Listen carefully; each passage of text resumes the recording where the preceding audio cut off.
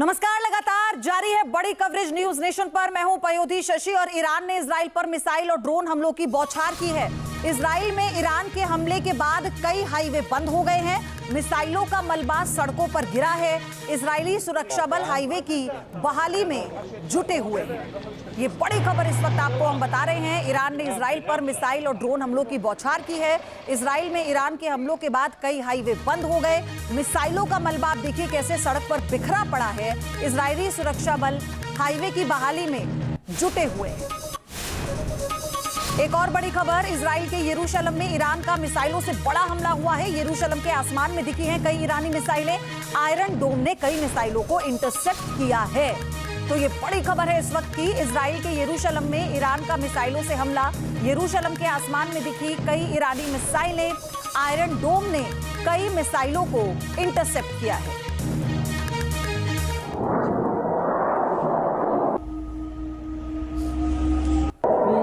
هذا اعتراضي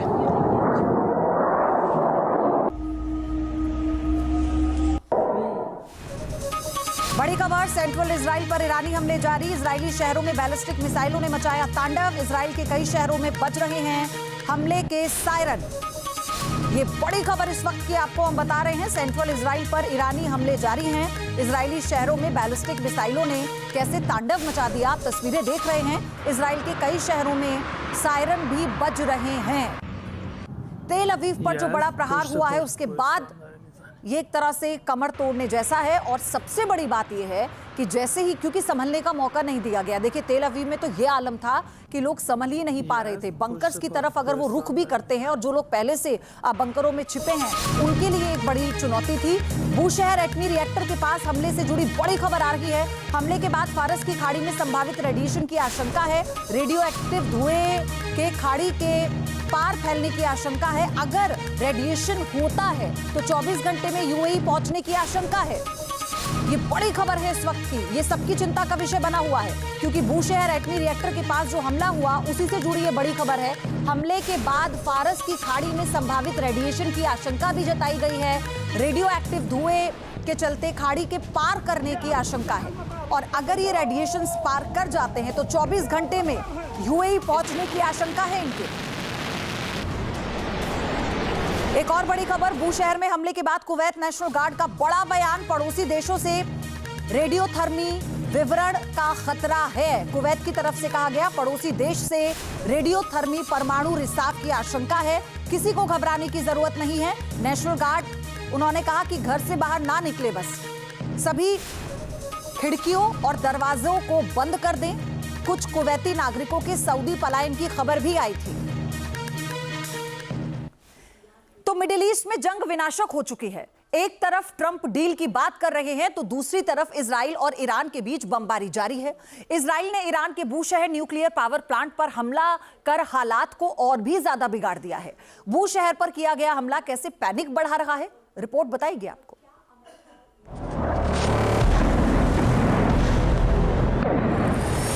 middle east में nuclear sites को लेकर बढ़ी टेंशन।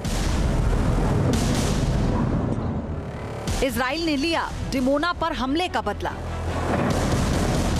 बूशहर में बम बरसाकर दबाया पैनिक बटन। ईरान की न्यूक्लियर पावर साइट पर अटैक के बाद बिगड़े हालात।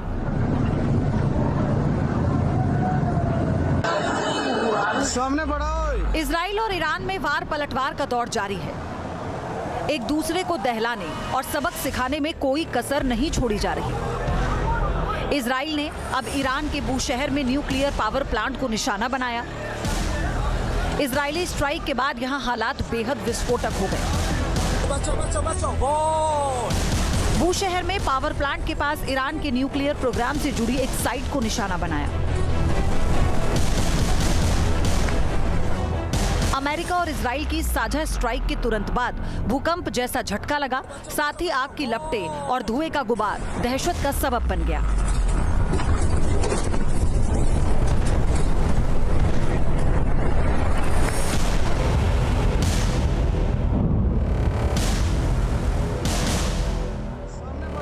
राजधानी तेहरान से करीब 1000 किलोमीटर दूर बूशहर में हुए हमले के बाद कई सवाल खड़े हो रहे हैं। ये हमला ऐसे वक्त में हुआ जबकि ट्रंप ने 5 दिनों तक ईरान में एनर्जी साइट्स पर हमले न करने की बात कही। इसके बावजूद जिस तरह आईडीएफ ने अटैक किया है, उससे टकराव बढ़ने की आशंका गहरा गई है। माना जा रहा है कि इजराइल ने डिमोना न्यूक्लियर सिटी पर हुए हमले का बदला लेने के लिए बू शहर में बमबारी की है। डिमोना में ईरान ने इसीलिए हमले किए थे क्योंकि अमेरिका और इजराइल ने नतान्ज में बम बरसाए थे। मगर अब इजराइल ने काउंटर अटैक करते हुए बू शहर न्यूक्लियर पावर प्लांट को उड़ाने की कोशिश की, जिससे तनाव बढ़ गया है। हालांकि इजराइल के हमले के बाद बू शहर में रेडिएशन लीक से जुड़ी फिलहाल कोई खबर नहीं है।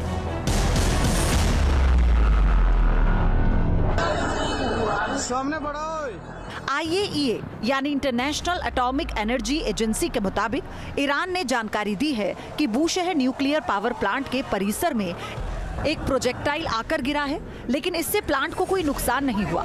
मगर जिस तरह से टारगेट इसे किया गया, उससे टेंशन बढ़ गई है।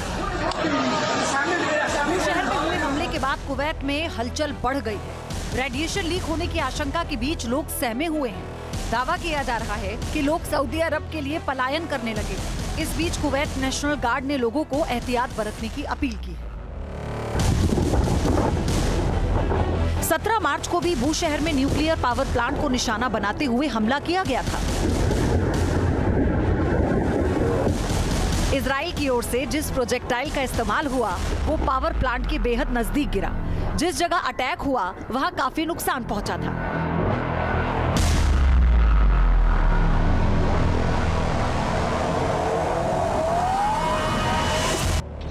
17 मार्च को हुए हमले के बाद बू शहर पावर प्लांट की सैटेलाइट इमेज भी सामने आई।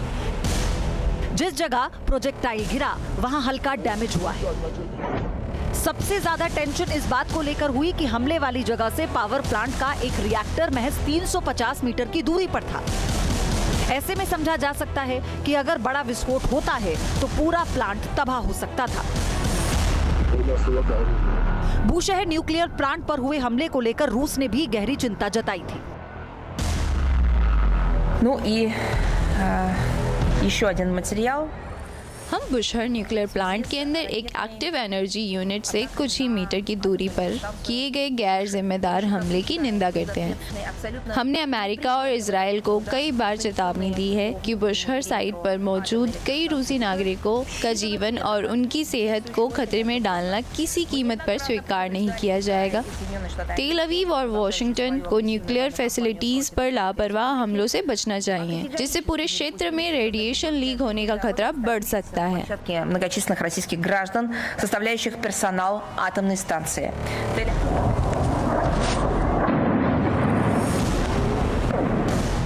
जून 2025 में हुई 12 दिन की जंग के दौरान भी न्यूक्लियर साइट्स को लेकर काफी चिंता जताई गई थी। हालांकि तब बू शहर न्यूक्लियर पावर प्लांट सीधे निशाने पर नहीं आया, मगर इस बार इजराइल लगातार इसे टारगेट कर रहा है, जिसकी वजह से इसकी सुरक्षा को लेकर सवाल उठने लगे हैं। अब समझिए बू शहर पावर प्लांट कितना अहम है और यहाँ किसी भी तरह का हमला कितना खतरनाक साबित हो सकता है। बू शहर ईरान का इकलौता एक्टिव न्यूक्लियर पावर प्लांट है। ये 2011 से काम कर रहा है और देश के ऊर्जा क्षेत्र के लिए बेहद अहम है। 1000 मेगावाट की क्षमता वाला ये प्लांट लाखों घरों को बिजली मुहैया कराता है।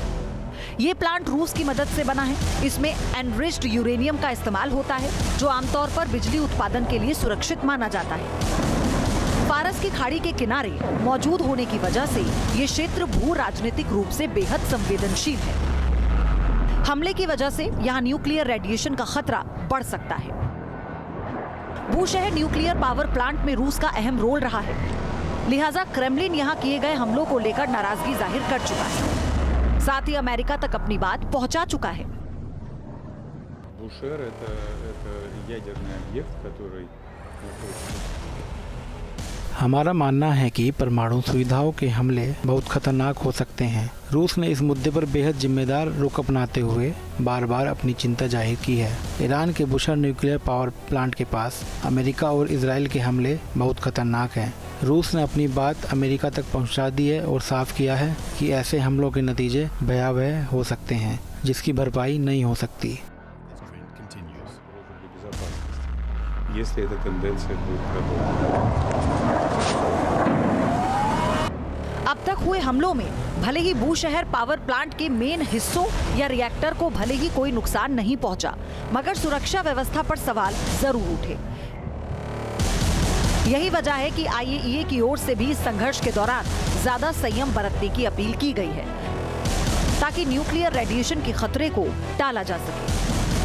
Team news nation.